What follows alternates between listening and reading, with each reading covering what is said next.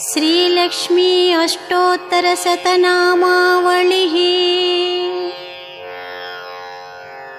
ॐ प्रकृत्यै नमः। ॐ विकृत्यै नमः। ॐ विद्यायै नमः।